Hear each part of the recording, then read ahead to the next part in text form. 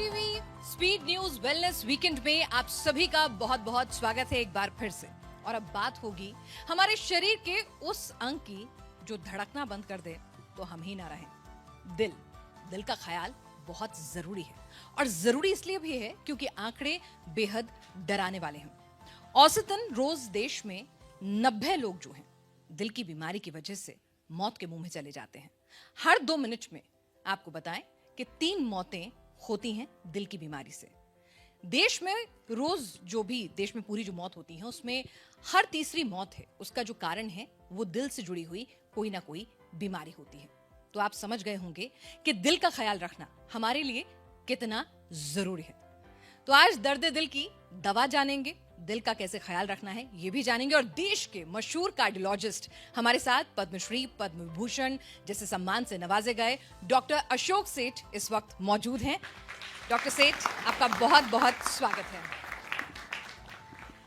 Doctor सेठ आप लोगों का जो दिल टूटता है उसमें तो मदद नहीं कर सकते हैं, लेकिन दिल बीमार ना पड़े, दिल ताउम्र बच्चा और जवान रहे उसके टिप्स जरूर देंगे आज आप। जरूर देंगे। हाँ। बिल्कुल, ये लोगों को समझाना हमारा फर्ज है, कर्तव्य है। और देश हेल्दी रहे, हार्ट डिजीज से बचे, वो बहुत इम्पोर्टेंट है। इनफैक्ट आपको पता ही होगा कि हिंदुस्तान तो वर्ल्ड का कैपिटल है हार्ट अटैक्स का। 50% डेथ्स हार्ट अटैक की जो वर्ल्ड में होती है वो हिंदुस्तान और इसकी सराउंडिंग कंट्रीज से हो रही है। एंड यूथ में जो आप सुनते हो ना कि हार्ट अटैक्स हो रहे हैं, आप विजुअल्स देखते हो कि यंग एज पे हार्ट अटैक्स हो रहे हैं, वो वाकई एक रियलिटी हो गई है। वेस्ट में ज़्यादातर हार्ट अटैक्स एल्डरलीज में होते हैं। 60 साल के बाद ब्लॉकेजेस तो आएंगी ही एज के हिसाब से, और हार्ट अटैक्स कुछ लोगों को होंगे। बट हिंदुस्तान में पिछले 20-15 सालों में deaths from heart attacks increase हुई हैं यंग एज पे। आपको ये सुन के सरप्राइज होगा कि हमारी जो डेथ फ्रॉम हार्ट अटैक्स की जो एज है या हार्ट अटैक की जो एज है वेस्ट से 10 साल कम है। और ज़्यादातर 50% हार्ट अटैक 50 साल से कम में हो रहे हैं, जो कि वेस्ट में 50 साल के बाद ही 80% हार्ट अटैक्स होते हैं। और सुनिए कि 40 साल से 25% लोग तो 40 साल से कम है जिनको हार्ट अटैक हो रहे हैं। So it is increase 200% times in the young. और जो हम कहेंगे कि पिछले 30 सालों में डेथ फ्रॉम हार्ट अटैक 3 गुना बढ़ गई हैं हिंदुस्तान में, जबकि वेस्ट में वो 50% कम हुई है। सो एक बहुत इंपॉर्टेंट है। और ये भी कहूँगा biggest cause of death Hindustan में हार्ट अटैक और हार्ट डिजीज है, बोथ आदमियों में और औरतों में। औरतों में आज पहले हम सोचा करते थे कि औरतों में हार्ट डिजीज कम होती है, हार्ट अटैक्स कम होते हैं जी। अब देखा गया है कि not just the biggest cause, 6 times more than breast and any cancer, women में भी heart attack is the biggest cause of death. मौत का सबसे बड़ा कारण हार्ट डिजीज है। तो सर ये तो सारे वो आंकड़े हैं जो हमें डरा रहे हैं, परेशान कर रहे हैं और हमारे दिल पर और ज्यादा बोझ डाल रहे हैं और दिमाग पर भी। तो उस बोझ को हल्का करें। आप ये बताएं कि दिल का ख्याल मैं रखूं तो रखूं कैसे, क्या प्रिकॉशंस हैं जो मुझे अपने शुरुआत से ही लेनी होंगे? हम लोग क्योंकि हर कोई जो यहाँ बैठे हैं including myself are prone to heart attack, मतलब हमें हार्ट अटैक हो सकता है, तो हम कभी ये ना सोचें। और वाकई हार्ट अटैक की प्रिवेंशन हमारे हाथों में है। लोग कहते हैं कि पॉलिसीज़ चाहिए, ये चाहिए, गवर्नमेंट की रेगुलेशंस आनी चाहिए, कुछ नहीं। हार्ट अटैक से बचना तो ये बात है कि हार्ट अटैक का कारण समझना है। और कारण क्या है? बहुत ऑब्वियस कारण है। आपने सुना है कि ये हार्ट डिजीज़ और ब्लॉकेजेस जो कहते हैं जिससे हार्ट अटैक्स होते हैं, डेथ्स होती हैं, ये मल्टीफैक्टोरियल है। और मल्टीफैक्टोरियल का मतलब इसके 7-8 कॉजेज समझना बहुत ज़रूरी है। जो हम सबसे ज़्यादा कॉमनेस्ट कॉज कहते हैं, एक तो लाइफस्टाइल है। और आपको पता ही है कि जो लाइफस्टाइल में चेंजेस आई हैं पिछले 15 सालों में, वो बहुत अनहेल्दी चेंजेस आए हैं, इसीलिए यूथ में हार्ट अटैक्स बढ़े हैं। और मैं इसीलिए आपको पहले लाइफस्टाइल समझा देता हूँ जो क्या क्या परेशानियाँ हैं जिसको आप खुद ही कंट्रोल कर सकते हो। फॉर एग्जाम्पल, जो हम कहते हैं लाइफस्टाइल चेंजेस आई हैं, यूथ में सेडेंट्री हैबिट्स आ गई हैं, जो कि 30 साल पहले लोग अक्सर साइकिल से चलाया करते थे, वर्क पे कई तरीके से जाया करते थे, चलते ज़्यादा थे। अब सेडेंट्री लाइफस्टाइल, कम एक्सरसाइज करना, ओवरवेट, ओबेसिटी, साथ में स्मोकिंग बहुत बढ़ गई है, जो कि एक इम्पॉर्टेंट कारण है हार्ट डिजीज़ का। अल्कोहल एक्सेस में लेना एक बहुत इंपॉर्टेंट कारण है हार्ट अटैक का, और साथ साथ जो स्ट्रेस और डाइट खराब भी जो हुई है पिछले 15-20 सालों में, वो एक बहुत बड़ा कारण रहा है। इंपॉर्टेंट बात समझने की, एक जेनेटिक प्रीडिस्पोजिशन होता है। आपने सुना होगा कि फैमिली में हार्ट डिजीज रन करती है। पिताजी को भी यंग एज पे 45-50 साल में हार्ट अटैक हो चुका था, या उनके ब्रदर्स और सिस्टर्स में हार्ट डिजीज थी। ये भी एक ट्रांसफर करता है अपने आप को। डायबिटीज, हाइपरटेंशन और कोलेस्ट्रॉल, ये याद रखिए, ये 3 चीजें आपके हाथों में हैं कंट्रोल करना। डायबिटीज बढ़ती जा रही है, हिंदुस्तान अब से कैपिटल माना गया है डायबिटीज का भी, और डायबिटीज पिछले 10 सालों में यंग एज पे 15% लोगों में पाई जा रही है। हाई ब्लड प्रेशर 30% लोगों में एग्जिस्ट कर रहा है, और कोलेस्ट्रॉल तो आपको पता भी नहीं चलता कि आपका बढ़ा होगा। ये जो 8 मैंने कॉजेज बताए हैं, इनमें से तो आप खुद ही जान जाओगे एक रूटीन चेकअप के कि मेरे को डायबिटीज है कि नहीं, और उसका कंट्रोल कैसे करना है, मेरे को शुगर है कि नहीं, मेरे को कोलेस्ट्रॉल है कि नहीं, एक सिंपल चेक से, और मेरा ब्लड प्रेशर ठीक चल रहा है कि नहीं। क्योंकि जब 30% लोगों का हाई ब्लड प्रेशर है, तो ये तो साइलेंट किलर्स हुए। डायबिटीज साइलेंट किलर है, ब्लड प्रेशर साइलेंट किलर है, कोलेस्ट्रॉल साइलेंट किलर है, और एक सिंपल चेकअप से ही पता चल जाता है। बाकी रही लाइफस्टाइल की डिसऑर्डर्स, जो आपके हाथों में, मैं कहता हूँ आपके हाथों में नहीं, आपके पैरों में है। पैरों में है। सिंपल बात ये है। आप सोचिए, जो मैंने चीज़ें बताई हैं लाइफस्टाइल की, कि ओबेसिटी, ये डाइट, एक्सरसाइज करना, स्मोकिंग छोड़ना, अल्कोहल, अगर आप नियमित रूप से एक्सरसाइज शुरू कर दो, और वो मैं समझा दूंगा कि कितनी एक्सरसाइज क्या होती है, बट एक्सरसाइज से ही डायबिटीज कंट्रोल हो जाती है, एक्सरसाइज से ही बीपी कंट्रोल हो जा सकता है, एक्सरसाइज से ही मोटापा खत्म हो जाता है, एक्सरसाइज से ही स्ट्रेस खत्म हो जाता है, एक सेंस ऑफ वेलबींग आ जाती है, पॉजिटिवनेस आ जाती है। एक्सरसाइज जब आप करते हो तो ऑटोमेटिकली कहते हो कि स्मोकिंग क्यों कर रहे हो, एक तरफ एक्सरसाइज कर रहे हो तो स्मोकिंग भी छोड़ो। एक्सरसाइज से अल्कोहल छूट जाती है। एक्सरसाइज से बॉडी में वही चीजें आ जाती हैं जो हम कहते हैं कि दवाइयों से हमें खत्म करनी चाहिए। तो क्लियरली ये भी देखा गया कि एक्सरसाइज से दवाइयां तो आपकी आधी हो जाती हैं, चाहे वो बीपी की दवाइयां हो, चाहे डायबिटीज की दवाइयां। सर, आपने एक्सरसाइज का जिक्र किया, ये बहुत इंपॉर्टेंट पॉइंट है, क्योंकि लोगों के जहन में भी आया होगा ये कि बहुत सारे लोग हमने देखा है हमारे आसपास भी, और कई बार ऐसे वीडियोस भी आते हैं, आई एम श्योर आप लोगों ने भी देखा होगा। कोई जिम में एक्सरसाइज करते करते उसको कार्डियक अरेस्ट आ गया। कोई कहेगा कि अरे ये तो रोज जिम जाता था, रोज वॉक करता था, साइकिल चलाता था, इसको भी हार्ट अटैक आ गया। अरे ये तो बड़ा पतला दुबला सा था, कोई हार्ट की पुरानी कोई हिस्ट्री नहीं थी, बीपी भी नहीं रहता था, इसको भी हार्ट अटैक आ गया। बहुत इंपॉर्टेंट बात है ये, और समझने की बात ये, हार्ट हेल्दी एक्सरसाइज और जिमिंग में फर्क है। हम हार्ट हेल्दी एक्सरसाइज क्या कहते हैं? Heart healthy exercise mean 200 minute brisk walking every week, एक हफ्ते में। क्या हुआ इसका मतलब? 40 मिनट 5 टाइम्स अ वीक, और 40 मिनट एक्सरसाइज में हम कहते हैं brisk walking. 5 minute warm up कीजिए। ब्रिस्क वॉकिंग भी मैं समझा देता हूं, उसका क्या मतलब है कि ब्रिस्क वॉकिंग किसी यंग पर्सन के लिए, वो तो 7 kilometre per hour brisk walking 8 kilometre per hour कर ले। कोई एल्डरली हो, वो 4 किलोमीटर न कर पाए, तो क्या वो ब्रिस्क वॉकिंग नहीं हुई? ब्रिस्क वॉकिंग हर एज की डिफरेंट होती है। आपके लिए ब्रिस्क वॉकिंग हो कि अगर आप किसी और के साथ चल रहे हो और एक सेंटेंस ही बोल पाएं, उससे ज़्यादा आप कोई गपशप ना कर पाएं, तो वो सोचो आपके लिए वो सही स्पीड है। और अगर आप चल रहे हैं ऐसे कि मैं तो रोज़ अपने दोस्तों के साथ वॉक के लिए जाता हूँ, घंटा भर वॉक करके आ जाता हूँ, और वो गप्पे मार रहे हैं, तो वो एक्सरसाइज नहीं हुई। सो वो ब्रिस्क वॉकिंग मीन्स आप एक सेंटेंस बड़ी मुश्किल से बोल पाओ, वो आपकी एज के हिसाब से ब्रिस्क वॉकिंग होगी, और वो आपने 30 मिनट करनी है और उसके बाद 5 मिनट कूल डाउन करना है। So that is the exercise. उससे हार्ट अटैक और ये सब रिस्क फैक्टर्स की वजह से, कम होने की वजह से, हार्ट अटैक 25% की मात्रा कम हो सकती है, जो कि कई दवाइयों से भी नहीं अचीव होती है। तो इसका मतलब है कि आपको हार्ट अटैक से बचना तो आपके पैरों में है, हाथों में नहीं है, right? The important thing is जो जिमिंग करते हैं, that is heart unhealthy exercise. ये हुई एरोबिक एक्सरसाइज। साइकिलिंग भी अच्छी है, कोई कहते हैं मैं स्विमिंग जा सकता हूँ, वो भी अच्छा है। कोई कहते हैं कि ये 40 मिनट तो मैं एक साथ नहीं निकाल सकता, मैं 20-20 मिनट कर सकता हूँ, वो भी अच्छा है। बट जब हम जिमिंग करते हैं तो दैट इज इनएरोबिक एक्सरसाइज। वो एक वेट के अगेंस्ट हम स्ट्रेस कर रहे हैं, that is good for body building, that is good for your appearances, that is good too, वो अच्छा लगता है आपके सेल्फ एस्टीम के लिए, बट वो हार्ट हेल्दी नहीं है, वो आपकी और पर्पस के लिए है।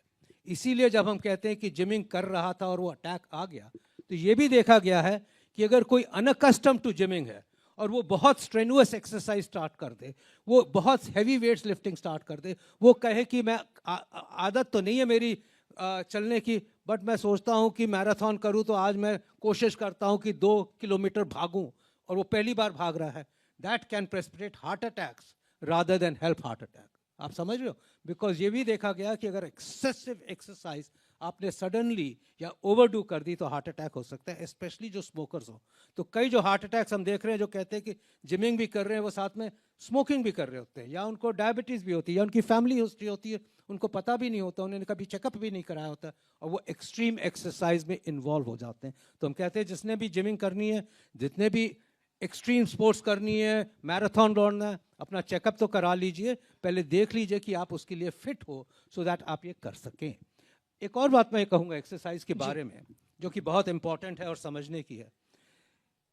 अगर आप 40 मिनट से ज़्यादा करते हो तो कई कहते हैं जी मैं तो रोज 1.5 घंटे की एक्सरसाइज करता हूँ। बिल्कुल, हम 2 घंटे जिम में वर्कआउट करते हैं, ये एक फ्लॉन्ट करने वाली चीज हो जाती है। एब्सोल्युटली। तो जिमिंग की तो बात कर दी कि वो तो वैसे ही it's meant for a different purpose, जो कि बॉडी बिल्डिंग वगैरह है, बट कई लोग कहते हैं कि मैं 1.5 घंटे की एक्सरसाइज करता हूँ, 2 घंटे की। हार्ट हेल्थ के लिए तो हमें 200 मिनट्स पर वीक की ही चाहिए। उसके बियॉन्ड आप जब एक्सरसाइज करते हो तो यस आपका स्टेमिना बढ़ रहा होता है, आपका पर्पस ही डिफरेंट है। मैंने स्टेमिना बढ़ाना है, मैंने चाहे उसके बाद जॉगिंग और मैराथन रनिंग करनी है, या मैंने वेट रिडक्शन करना है, मैंने कैलोरीज बर्न करनी है, उसके लिए आप ज़रूर करो। एक घंटा करो, आप 1.5 घंटा करो, आपकी कैलोरीज बर्न होंगी, आप मोटापा कम होगा और कम हो जाएगा। हार्ट हेल्थ जिसमें है वो तो 200 minutes in a week, beyond उसके आप अदर पर्पसेस के लिए कर रहे हो, हार्ट डिजीज पे और ज़्यादा असर नहीं पड़ेगा। इंपॉर्टेंट बात एक और बता दूं। जी जी बिल्कुल बिल्कुल। आई एम सॉरी कि मैं बोलते ही जा रहा हूँ, नहीं, आप हम पूछ आपको नहीं ही पा रहे सुनना हो। चाहते हैं आज। तो लोग कहते हैं कि मुझे तो टाइम ही नहीं मिलता एक्सरसाइज का।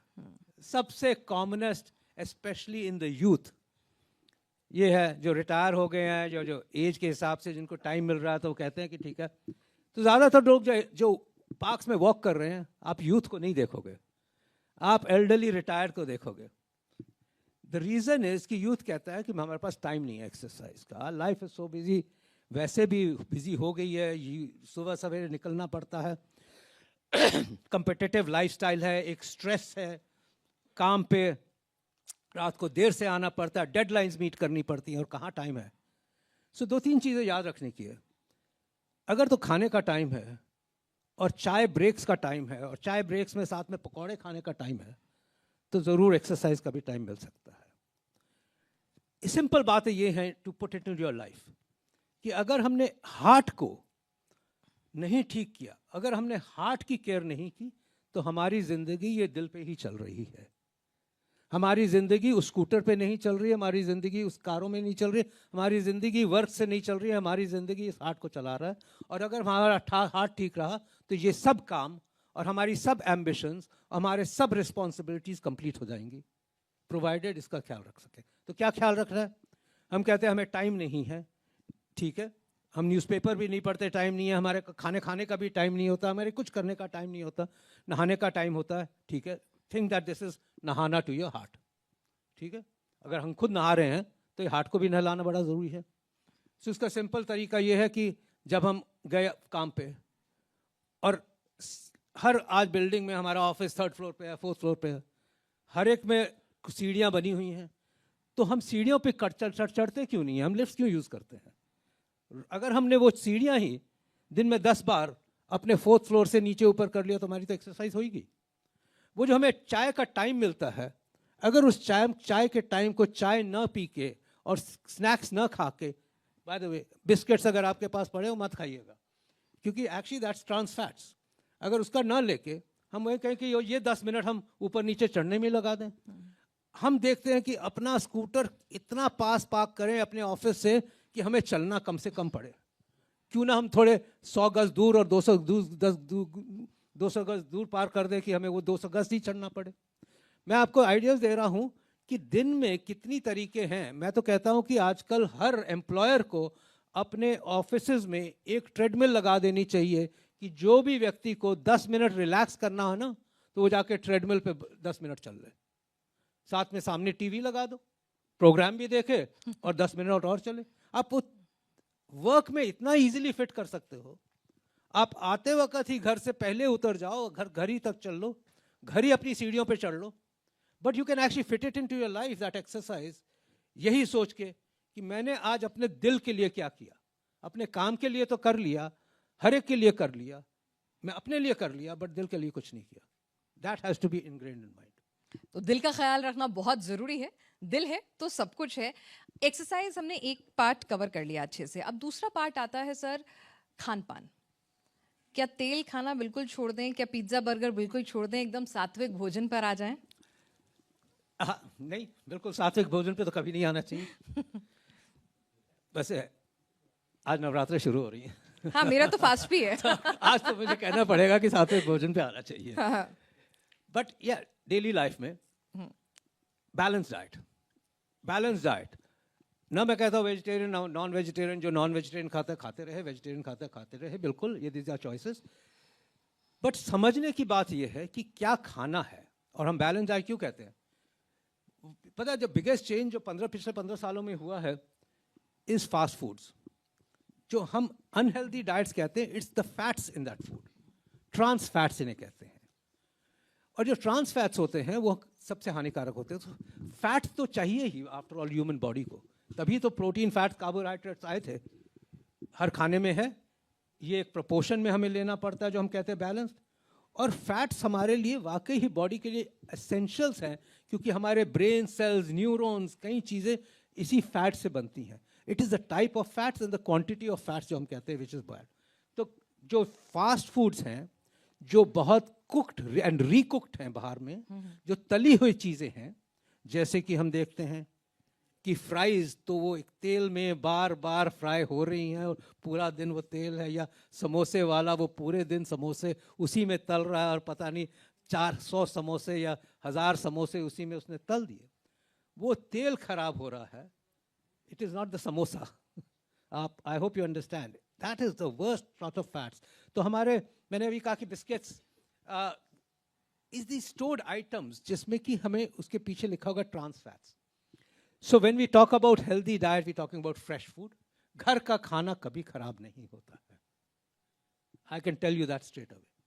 कोई भी आजकल ऐसा घर नहीं है जो इतना सारा तेल डाल के फ्राई करके एक दूसरे को खिला रहा हो। It is the type of oil, so balanced diet is the best. Fast foods, eating outside, fried stuff, stored stuff, artificial foods, all are unhealthy.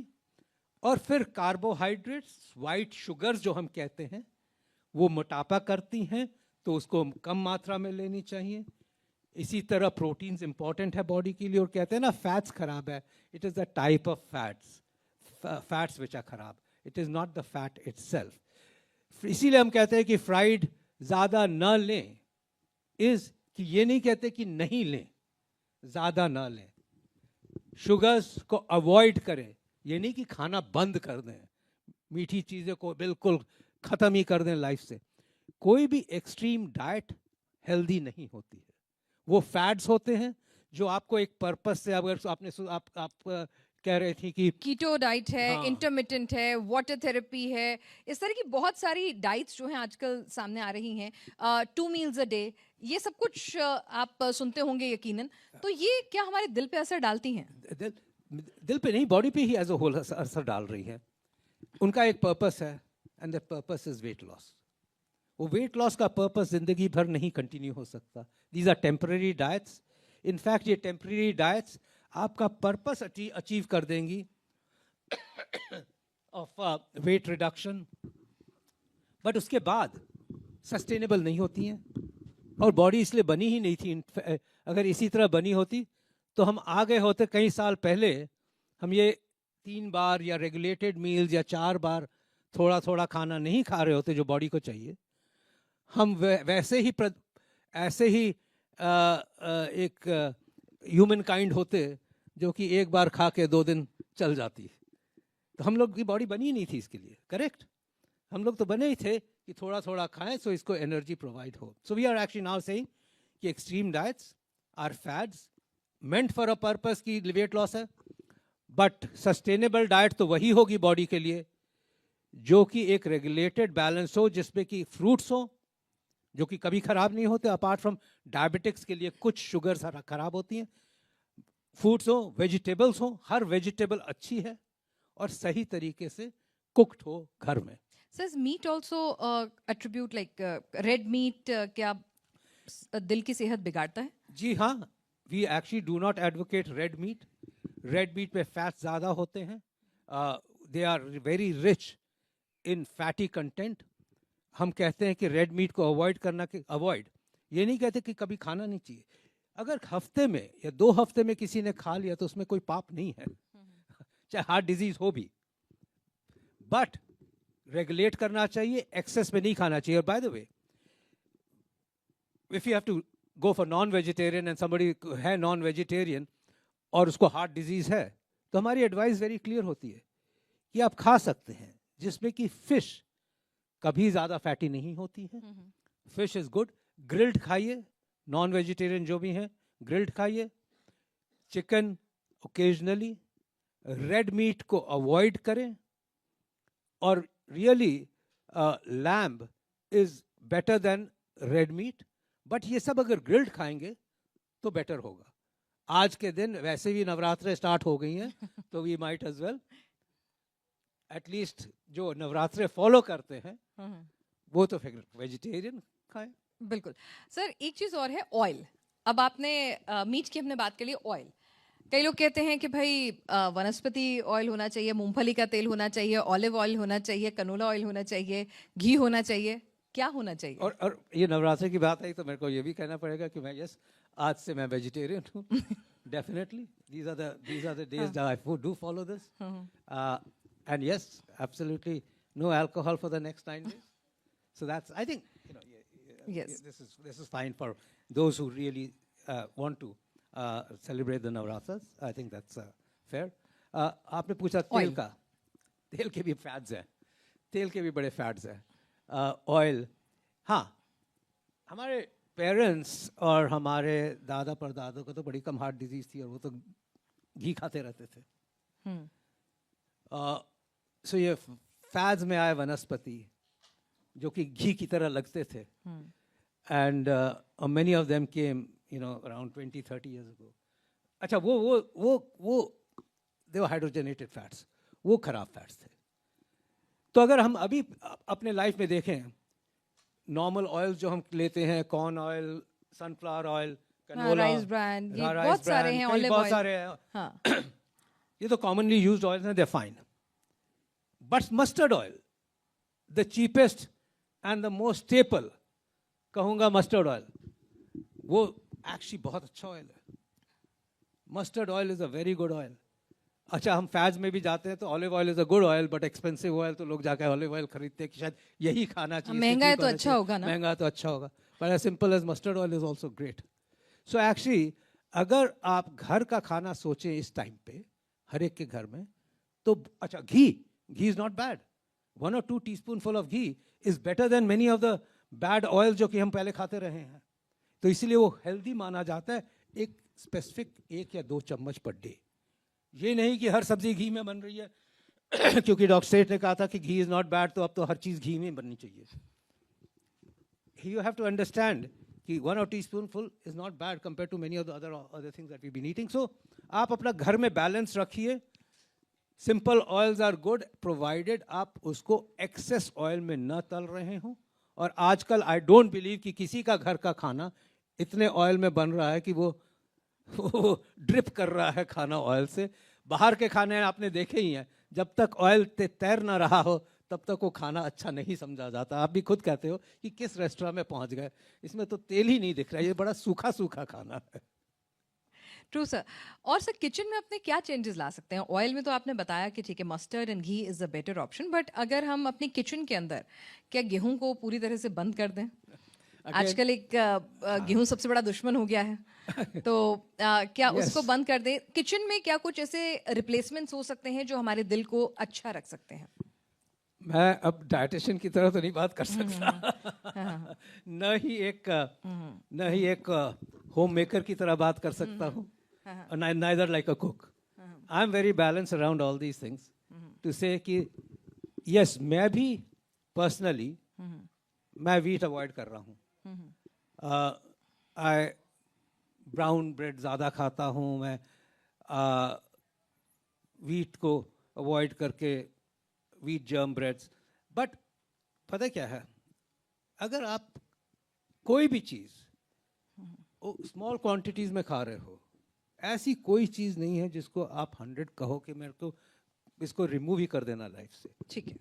You should move towards more of grains. Millets की बात आ गई है. Yes, we definitely promote millet. I think it's is a good grain to have. और refined चीज़ें जो हैं वो ज़्यादा ख़राब होती जा रही हैं. इफ़ यू रियली अंडरस्टैंड, हम लोग के पेरेंट्स या ग्रैंड पेरेंट्स के टाइम पे कम रिफाइंड चीज़ें होती थी. इतना फाइन आटा नहीं होता था जो बिल्कुल सफ़ेद होता था, ग्राउंड करके फिर भी उसमें भूसा होता था. And all these things have been helpful in the past. जितने भी हम ग्रेन्स खाते हैं, जितना भी भूसा खाते हैं, गट को हेल्प करता है, कई तरीके से हेल्प करता है. जितनी भी हम रिफाइंड चीज़ें करते जाते हैं उससे कई एडवांटेजियस या फ़ायदेमंद आइटम्स रिमूव हो रही हैं. और इसीलिए हम कहते हैं जब मिलेट्स की बात आती है तो we are going to more towards grains rather than more refined stuff. So that also again, lifestyle changes helps your heart. Lifestyle changes. और ये balanced diets पे आता है कि आप बहुत refined ना खा के ये सब करें, so that ये balanced life है. ये सब heart को help करता है. In fact heart को नहीं, पूरी bodies को help करता है. So yes, कुछ हद से हमें refined चीज़ों को remove करके more grains and millets पे आना चाहिए. That helps to body in multiple ways. Heart health जहाँ तक सवाल है, इनको quantify करना बड़ा मुश्किल होता है. In general, balanced, healthy diet, less of saturated fats, use of proper oils in moderate quantities, and less eating outside and more eating at home is the right way to go for your heart. Sir, अब एक चीज़ और है, लोगों को BP की शिकायत. अब बहुत सारे लोग होते हैं, आपने कहा कि बीपी का और हार्ट का सीधा सीधा रिलेशन है. अगर आपको बीपी आपको मॉनिटर करना चाहिए, डायबिटीज़, बीपी हो गया, उसके बाद भी लोग बात कहते हैं नहीं हम दवाई नहीं खाएंगे, आदत पड़ जाएगी. हाँ, ये भी कहते हैं कि एक बार आपने प्रिस्क्राइब कर दी इसलिए आपके पास नहीं आता है कि आप हमें दवाई दे दोगे और फिर जिंदगी भर खानी. हाँ, बिल्कुल सही कह रहे हैं आप. तो क्या हम अपने हार्ट के साथ गलत कर रहे हैं? ये एक एक्सप्लेनेशन की बात है और वो एक्सप्लेनेशन आपको सबको दे रहा हूँ. डायबिटीज और ब्लड प्रेशर और कोलेस्ट्रॉल दवाइयों से कंट्रोल होता है, क्योर नहीं होता. क्योर का मतलब है एक बार आपने दवाई दी उसके बाद वो बीमारी खत्म हो गई. सिर्फ आज तक ह्यूमन बॉडी में एक ही बीमारी है जो कि क्योर होती है, वो है इन्फेक्शन. अदरवाइज कोई ऐसी बीमारी नहीं है. हर एक के लिए कंट्रोल बना हुआ है, क्योर अब तक नहीं आया है. कोई भी बीमारी ले लो, चाहे कैंसर ले लो, चाहे हार्ट डिजीज ले लो, इन सबको हम कंट्रोल कर रहे हैं. Okay, so what does that mean कि हमने जब तक दवा दी तब तक वो कंट्रोल में है और दवा हटा दी तो ये आउट ऑफ कंट्रोल चली गई. तो बीपी 180/90 के साथ या 180/100 के साथ कोई आया, उसकी हमने कंट्रोल कर दिया. जब वो 130/80 पे था तो उसने कहा कि अब तो बीपी दवाई खाने की क्या ज़रूरत है, ये तो ठीक हो गया मेरा बीपी.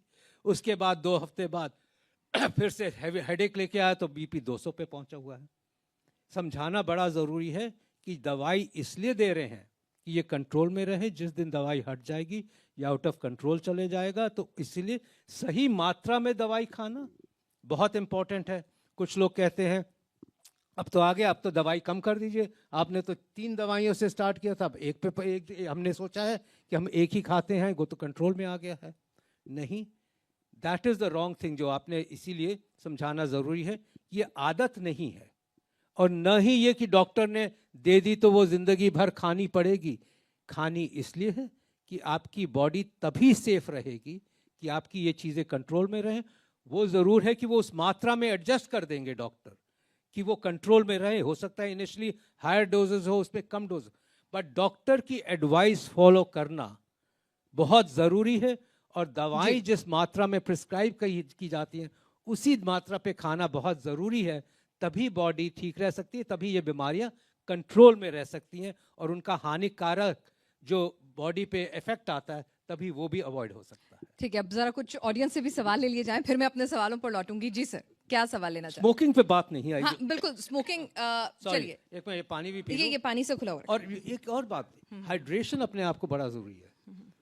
एक चीज आप जो अपने हर एक में समझना है, जितना आप पानी पिएंगे उतना आपकी बॉडी को के लिए अच्छा है। हम लोग को लगता नहीं है कि पानी की जरूरत है, और आप लोग को देखोगे कि कई बार आप पूरे दिन चले जाते हो, अरे आज तो पानी पिया नहीं, जब अनलेस कि बाहर घूम रहे हो etcetera in the present atmosphere. But despite that आपको 2.5 से 3 लीटर पानी आपकी बॉडी को चाहिए, और चाहिए मीन्स कि तभी बॉडी चल सकती है। तो ये एक अपना एक नियम बना लीजिए। मैंने किया हुआ है ये नियम इसलिए कि मैं चाहे मैं कैथ लैब में हूँ, प्रोसीजर्स कर रहा हूँ, ओपीडी में हूँ, ऑफिस में हूँ, कहीं भी हूँ, मैंने ये बोतलें इतनी ज़्यादा आपस में रख रखी है, और मेरे हर स्टाफ को इंस्ट्रक्शन है कि आधे घंटे में अगर मेरे को ना याद आए ना, हाथ में एक बोतल पकड़ा दो। So do make sure that you drink water. Great sir. तो सर आपका सवाल क्या था? डॉक्टर साहब, आप हमेशा दो चीज़ों के लिए तो आपने कह दिया कि खाना ठीक, बैलेंस डाइट कीजिए, एक्सरसाइज कीजिए, और साथ में एक तीसरी एडवाइस भी देते हैं कि टेंशन मत लो। टेंशन तो आजकल हर बच्चे में है, बुजुर्गों में है। बच्चे जो घर से निकलते हैं तो बॉस कहीं लेट हो गए तो डांट पड़ जाएगी, वहाँ पहुंचे नहीं तो ये चीज़ मिस हो जाएगी। तो टेंशन को कैसे ख़त्म करके, टेंशन का डायरेक्ट जो आपका हार्ट से है उसका रिलेशन, तो उसको कैसे, टेंशन आप सबसे पहले एडवाइस करते हैं टेंशन मत लो, टेंशन मत लो। फिल्मी डायलॉग है, हम टेंशन लेते नहीं, देते हैं। तो वो उस चीज को कैसे, टेंशन को खत्म करें, वो बताएं आप। बहुत ही अच्छा सवाल, very good question. And stress बहुत डेफिनेटली एक रिस्क फैक्टर रहा है पिछले 15 सालों में, यूथ पे स्पेशली, क्योंकि सही बात है, डेडलाइंस मीट करनी होती है, एक स्ट्रेसफुल एटमॉस्फेयर होता है, इनफैक्ट कम्पिटिटिव एटमॉस्फेयर है, रात तक काम करना पड़ता है, और ये काम ही नहीं, इरेगुलर काम करना पड़ता है, किसी को रात में काम करना पड़ रहा है, किसी की शिफ्ट चल रही है। स्ट्रेस तो हर एक को है, हर कोई यहाँ पे बैठा है उसको स्ट्रेस है। किसी को काम का स्ट्रेस है, किसी को अपने बॉस का स्ट्रेस है, तो किसी को अपने बच्चे का स्ट्रेस है, तो किसी को होम मेकर को ये स्ट्रेस है कि पिछले 4 दिनों से न कुक आया है, न कोई काम करने वाली बीमार पड़ गई है, वो भी तो स्ट्रेस है। Everybody has a stress. मेरे को किसी और चीज़ का स्ट्रेस होगा, मेरे को कार खराब हो गई है, टायर पंचर हो गया है, ड्राइवर नहीं आया, उसका स्ट्रेस हो सकता है। It is not the stress, it is किस तरह आप बॉडी को ट्यून करते हो उस स्ट्रेस को एक्सेप्ट करने के लिए। सो स्ट्रेस हर एक को है, तो व्हाट डू वी से कि how to relieve stress. Relief of stress is multifactorial. आपको स्ट्रेस रिलीफ होता है योगा। योगा क्या चीज़ है? एक yogic way of thought process है, थिंकिंग है, मेडिटेशन है। क्या करता है? आपके स्ट्रेसेस को रिलीव कर रहा है, that is one thing. Hobbies, hobbies relieve stress. आप पूरे दिन स्ट्रेस्ड हो, आपकी एक म्यूजिक सुनने की हॉबी है, वो स्ट्रेस रिलीव कर रही है। आपने कहा कि मैं फैमिली के साथ, चलो पूरे दिन थका हुआ हूं, बच्चों के साथ खेल लूं, that is a relief of stress. आपने सोचा कि मैं फैमिली के साथ कहीं बाहर ही चला जाऊं, एक पिक्चर देखा हूं। टाइम निकालो अपने लिए, टाइम निकालो फैमिली के लिए, टाइम निकालो हॉबीज के लिए, टाइम निकालो अपनी हॉबीज को बिल्ड करने के लिए। आप सडनली ट्रांसफॉर्म होने शुरू हो जाओगे to accept that stress. Stress तो फिर भी रहेगा, बॉस तो वही है, बॉस तो रोज आपको मिलेगा, मगर उसको आपका एटीट्यूड चेंज होता जाएगा जो बॉस कह रहा है उसके आप उन लाइफ की उन चीज़ों को देखना शुरू करोगे जो आपको जॉय प्रोवाइड करती हैं, उन चीज़ों को भूलना शुरू कर दोगे जो आपको स्ट्रेस प्रोवाइड कर रही है। और सबसे बड़ी बात है जो आजकल मिस आउट हो रही है, स्पिरिचुअलिटी। अगर आपने स्पिरिचुअलिटी को साथ में डाल दिया तो आप क्या कहते हो? जो लोग स्पिरिचुअल होते हैं, आई एम नॉट सेइंग कि हर एक को भगवान की पूजा से ही स्टार्ट करना चाहिए और आज जब तक आधे घंटे पूजा न की तब तक दिन न स्टार्ट हो, ये नहीं कह रहे। बट जब अगर आपको समझना शुरू कर देते हो कि आपकी लाइफ एक्सेप्ट करो क्योंकि ये आपके लिए विल्ड था और शायद ये चेंज हो जाएगा, बिकॉज भगवान चाहता है इस टाइम पे ये चीज़ हो, बट ये चेंज ज़रूर होगी। अगर ये बॉस आज मुझे तंग कर रहा है तो ज़रूर एक टाइम आएगा मेरा जिसमें कि मैं इससे बेटर करूँगा। या आज कुछ हुआ आपके साथ जो आप कहते हो कि ये तो बड़ी डिसअपॉइंटमेंट थी, मेरी ज़िंदगी इसके बाद आगे चलेगी कैसे, और वही देखोगे आप कि 6 महीने बाद आपकी ज़िंदगी ही चेंज हो गई, जो नौकरी नहीं मिली उससे बेटर नौकरी मिल गई। तो ये जो स्ट्रेसेस है ना, we have forgotten in this life of fascinating advancement of science, जिसमें कि कंप्यूटर आज मेरे हाथ में है, जो कि एक 50 साल पहले पूरे रूम में एक कंप्यूटर फिल करता था, मेरे हाथ में ये कंप्यूटर है, जो ये फ़ोन है ना, कंप्यूटर है। जब इस टाइम पे हम स्पिरिचुअलिटी को भूल जाते हैं, बड़े कोविड ने हमें समझा दिया कि क्या स्पिरिचुअलिटी थी। वर्ल्ड, ह्यूमन काइंड रुक गई, और उस वक्त भगवान को हमने याद करना शुरू कर दिया कि हमें कुछ ना हो। सो अगर स्पिरिचुअलिटी ले आओ ना, तो वही स्ट्रेसेस इजी हो जाते हैं लाइफ में। So you right, but we have to let them, we have to tune our body to be able to absorb those stresses. Sir, आपने बहुत अच्छे से बता दिया है कि स्ट्रेस को किस तरह से दूर रखना है, और साथ ही आपने भी जिक्र कर दिया है कोविड का, तो उसके साथ कोविड वैक्सीन और उससे रिलेटेड हार्ट रिस्क की बात भी मैं करूंगी, क्योंकि वो तो मिस आउट हो ही नहीं सकता है। तो एक ऑडियंस का सवाल पहले ले लें, फिर ये मेरा सवाल आपके पास होगा जी।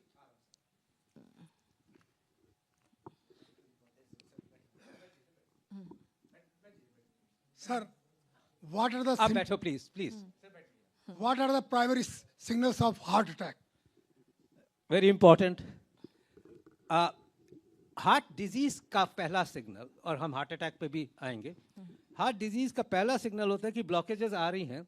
और बाय द वे, एज के हिसाब से ब्लॉकेजेस हार्ट में आना एजिंग प्रोसेस है, इसलिए हम कहते हैं कि 60 के बाद ब्लॉकेजेस आ सकती हैं, क्योंकि जिस तरह हमारे बाल सफ़ेद होते हैं, जॉइंट में आर्थराइटिस होती है, उसी तरह हार्ट में ब्लॉकेजेस भी आती हैं आर्टरीज में। और उसका पहला सिग्नल होता है कि अगर हम वॉक के लिए जाते हैं या सीढ़ियाँ चढ़ते हैं तो हैवीनेस आनी शुरू हो जाती है चेस्ट में, अनकंफर्टेबल फीलिंग कि अब हम चल नहीं पा रहे हैं, और अगर स्लो हो जाते हैं, बैठ जाते हैं, तो फिर आराम मिलता है। और अक्सर जो एल्डरलीज यही कंप्लेन करते हैं कि हम वॉक्स के लिए सवेरे रोज़ जाते थे, बट हम तो पहले 3 किलोमीटर 4 किलोमीटर चल रहे थे, अब 2 किलोमीटर के बाद कोई अनकंफर्टेबल फीलिंग लगती है। तो ये तो फर्स्ट साइन है कि कोई ब्लॉकेज आ रही है, इंपॉर्टेंट। और ये ब्लॉकेजेस तब तकलीफ देती हैं जबकि 70% से ज़्यादा वो आर्टरी को रोक रही हूँ ब्लड। इसीलिए आप सोचते हो कि वो तो कल तक ठीक था, आज हार्ट अटैक कैसे आया, क्योंकि उनको पता नहीं चला कि ये ब्लॉकेजेस आ रही हैं, क्योंकि वो उस सीरियस तक नहीं पहुंची थी। बट हार्ट अटैक तब होता है कि जब यही 70% या 80% ब्लॉकेज सडनली उसके अंदर क्लॉट बन जाए, और सडनली वो ब्लड फ्लो इमीडिएटली रुक जाए, और हार्ट को उस आर्टरी से ब्लड फ्लो पहुंचना बंद हो जाए। उसका सिम्टम ये होता है, और वो इमरजेंसी है। जब तक तो ये कहा कि सिम्टम चलने पे आ रहा था, तो आप कहते हो ठीक है, अब डॉक्टर के पास जाते हैं, ये तो कुछ अजीब सी सिचुएशन डेवलप हो रही है, चेक करा लेते हैं। वो जो सिम्टम है वो है सीवियर पेन, एक बहुत severe compression on the chest, जो कि एकदम टाइटनेस, स्क्वीजिंग सेंसेशन की तरह आता है, हाथ में जा रहा होता है, साथ में स्वेटिंग, घबराहट, नौसिया, उल्टी आना, एकदम एक सेंस ऑफ डूम लगता है कि ये कोई खतरनाक चीज़ आ गई। वो एक मेडिकल इमरजेंसी है, उसमें इमीडिएटली आप कोई ट्रीटमेंट नहीं कर सकते, इमीडिएटली नियरेस्ट हॉस्पिटल पे पहुंचना ज़रूरी है, सो दैट आपकी ट्रीटमेंट सही तरीके से हो सके। तो यही आपके सिम्टम का आंसर था कि हार्ट अटैक का क्या सिम्टम होता है, और ब्लॉकेजेस जो आ रही हैं जिसने हार्ट अटैक नहीं किया उनका क्या सिम्टम होता है। उसको एंजाइना कहते हैं, जो चलने पे हैवीनेस आती है। सर, कुछ ऐसी ही चीज़ें हैं जब आपने कहा कि लेकिन जो बच्चे, छोटे छोटे बच्चे हमने देखा है क्लासरूम में, दे कोलैप्स्ड हार्ट अटैक की वजह से। कोई आराम से पार्टी में डांस कर रहा है, दे कोलैप्स्ड। और कई बार जब पता भी करने की कोशिश की गई, तो ऐसा नहीं है ज़रूरी कि हर एक की कोई पास्ट हिस्ट्री रही हो या हाई बीपी रहा ही हो, तो ये क्यों हो रहा है? और कई लोग इसको एट्रीब्यूट कर रहे हैं कि भाई कोरोना आया था, उसने शरीर में कुछ ऐसा कर दिया है, और कुछ कह रहे हैं कि वैक्सीन लगवा दी है इसीलिए ऐसा कुछ हो गया है। सो आई थिंक इसका आंसर बहुत इंपॉर्टेंट है। और पहले मैं एक और सिम्टम आपने पूछा हार्ट का सिम्टम जो बता दूं, जो हार्ट अटैक का सिम्टम। कई बार हार्ट अटैक एटलीस्ट 25 to 30% लोगों में गैस और एसिडिटी का सिम्टम से डिफ्रेंशिएट नहीं हो पाता। और ये बहुत इंपॉर्टेंट बात है समझना, क्योंकि 30% लोग, इसका मतलब है कि इमीडिएट असिस्टेंस और हेल्प नहीं ले रहे हैं हार्ट अटैक के बाद।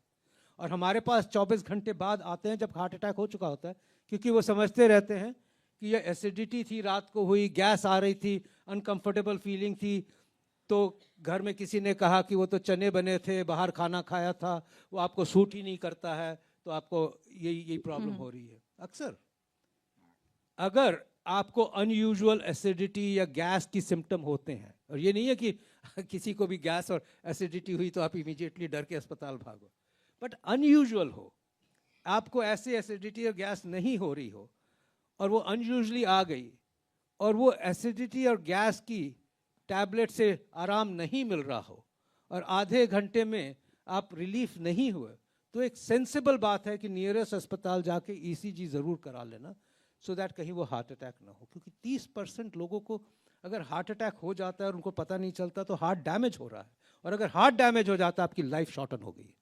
That is important. सो बचना जरूरी है। नाउ आप बात आई, हाँ हाँ, वेरी इंपॉर्टेंट।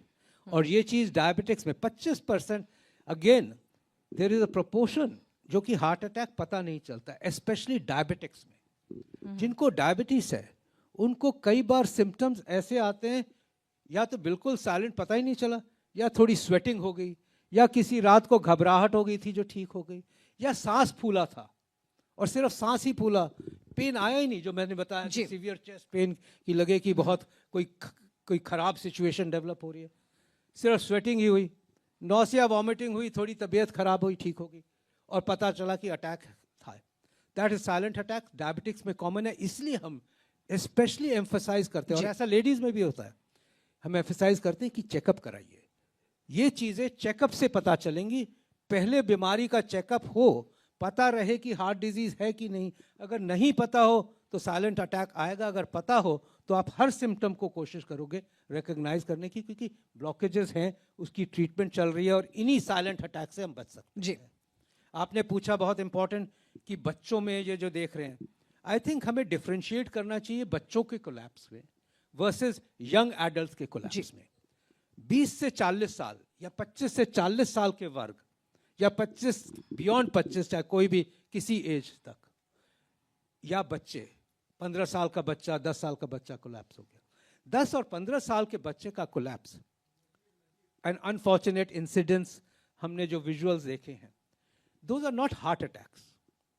वो हार्ट कार्डियक अरेस्ट के बहुत सारे कॉजेज होते हैं। एडल्ट्स में कार्डियक अरेस्ट मींस उसी वक्त हार्ट रुक गया, इलेक्ट्रिकल स्टॉर्म आया, इलेक्ट्रिक करंट रुक गया हार्ट का, और वो मौत है। और अगर उस टाइम पे रिससिटेट न किया जाए तो that is death. We have to understand that. और हम ऐसी बात कर रहे हैं बिकॉज समझाने के लिए बात कर रहे हैं, these are serious discussions, but those are cardiac arrest means death unless revived, और heart attack does not mean death unless revived. heart attack means कि आपको एक ब्लॉकेज की वजह से आपका ब्लड रुका, नॉट इलेक्ट्रिकल सर्किट रुका, आपको टाइम है अस्पताल जाके ट्रीटमेंट कराने का। बच्चों में जो कार्डियक अरेस्ट होते हैं, जो हार्ट रुक जाता है, वो बहुत सारी कंजेनिटल कॉजेज होते हैं। ये कुछ इलेक्ट्रिकल सर्किट्स के कंजेनिटल हेरिटरी कॉजेज होते हैं जो ट्रांसफर होते हैं, कंजेनिटल हार्ट डिफेक्ट्स होते हैं जो बचपन से खराबी होती हैं, वायरस के इन्फ्लेमेटरी रिएक्शंस हो सकते हैं, वाल्व डिजीज हो सकती है जिसकी वजह से उनमें हार्ट अटैक्स नहीं है, उनकी आर्टरीज नहीं ब्लॉक हो रही हैं अनलेस कि कोई कंजेनिटली एबनॉर्म आर्टरी हो। तो इसीलिए उनको हम एक अलग तरीके रखें। हमें डिस्कस करना है कि ये 25 साल पे, 20 साल पे, 30 साल पे यंग एडल्ट सडनली कोलैप्स कर जाते हैं, जिम में कोलैप्स कर जाते हैं 40 साल की उम्र पे, यस वो हार्ट अटैक्स जरूर होंगे। 90% of those would be heart attacks, not 100% of those, but 80% heart attacks. क्योंकि हार्ट अटैक जैसे आपने पूछा तो 10% लोग पता है आपको हार्ट अटैक की वजह से अस्पताल पहुंचते ही नहीं क्योंकि उनको कार्डियक अरेस्ट हो जाता है। 10%, 8 to 10%। सो जब वो जो कार्डियक अरेस्ट हम यंग एडल्ट्स में देख रहे हैं या एडल्ट्स में देख रहे हैं, यस उनका कॉमनेस्ट कॉज इन 80 and 90% वही होगा हार्ट अटैक। 10-20% कोई कंजेनिटल डिफेक्ट्स हो सकती है, हाइपरट्रॉफिक कार्डियोमायोपैथी हो सकती है, कहीं और वायरल इन्फेक्शन हो सकते हैं, कोविड की बात आई थी ऐसे वायरल इन्फेक्शंस कहीं होते हैं जो हार्ट को इन्फ्लेमेशन करते हैं, हार्ट अटैक कर सकते हैं।